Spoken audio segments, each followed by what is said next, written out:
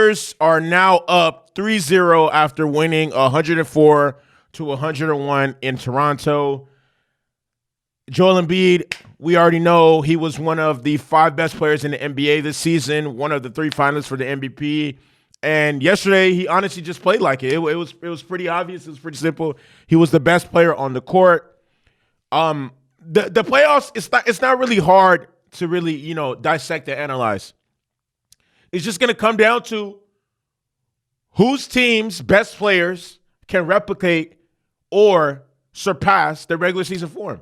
So if you're a 25, 10, and 5 player in the regular season, can you be that in the playoffs with defenses specifically honed in to stop you? You playing the same team fucking 6-7 times within a two-week span? Can you make the proper adjustments? And can you do those things or even surpass that? Can you become a 35 point per game player, 15 rebounds, whatever? If you can do those things, if your best players can do that, you will most likely, on fall them grave, win the series. Okay? And that's what happened yesterday with Joel Embiid. In the first half of yesterday's game, Joel Embiid had 5 fucking points. In the second half in OT, he had 28 points and went 10 for 15 from the field. And then he hit the game-winning 3 to ice this shit, okay? And I seen people say, "Oh my God, Joel Embiid, oh, he's getting revenge for 2019." No. Okay, he played great. All that shit is cool, but this is the first round of the playoffs, okay? This is not game 7. It's not the second round of the playoffs. Okay? The Raptors are without some of the best players in their rotation. The Raptors don't have a top 15 or top 20 player on their roster. They probably have top 20, probably fucking Fred VanVleet, but he's closer to 20 than he is to 10. So let's pump the brakes. I'm happy for Joel Embiid.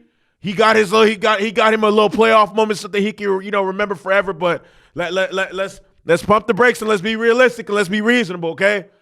Like, the Sixers should be winning this series, okay? The fucking Sixers, the Sixers should be winning the series. Let's pump the brakes, okay?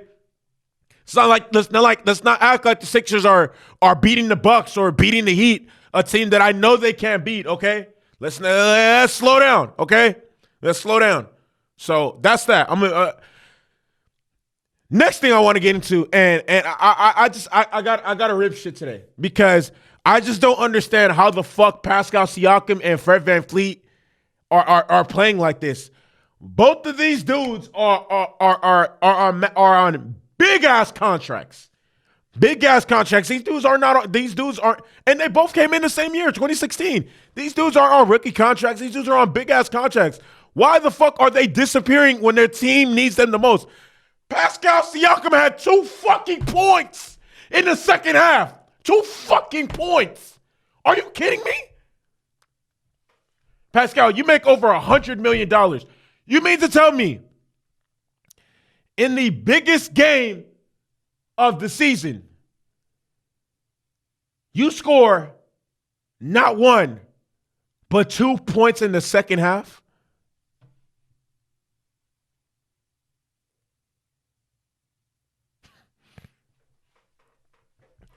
Pascal wasn't aggressive. He wasn't looking for his shot. He looked like he's legit failing his team and shrinking in the playoffs at the same time. This dude makes $100 million. Fred VanVleet had 12 points. Fred VanVleet had 12 points. Fred VanVleet had 12 points. And not only, so it's pretty simple to summarize why the Raptors are going home and why they lost game 3 the way they did. The 2 best players on the team did not show up at all, especially when their team needed them the most. And then towards the end of the game and down the stretch, the Raptors just made horrible decisions on the court. Precious Achiuwa gets fouled late in the game and misses 2 free throws to ice the game. OG Anunoby missed 1 of 2 free throws down the stretch of the game. On the last play of the game, Charles Barkley says this shit all the time. You cannot give up a basket on an inbound play. That's you people. I guess I don't think people understand how bad it is. You're literally playing 4 against 5. You're literally playing 4 against 5. The inbounder is not a part of the play. To give up a basket off an inbound play is terrible. You're literally playing 5 against 4.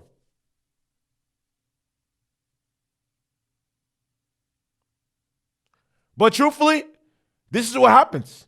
This is what happens when you don't have a true number one on your team. I mean, as good as I know Pascal Siakam and Fred VanVleet can be and have been in the past, they're not number one option guys. They're not franchise cornerstone dudes that you build your team around. That's not who they are, and there's nothing wrong with that. So and when even those dudes who aren't even number ones, they're number twos, but they don't even show up when your team needs you the most, and then you fail to execute down the stretch when young dudes are missing free throws to ice the game, and then you botch a fucking play how you did like that. Come on now, 1, 2, 3 Cancun.